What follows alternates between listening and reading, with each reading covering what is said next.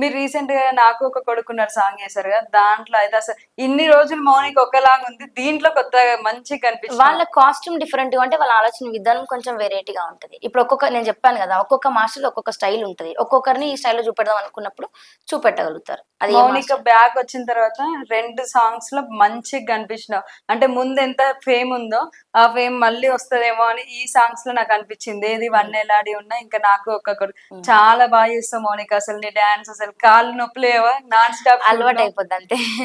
Continue shoots ఎప్పుడైనా చేసావా?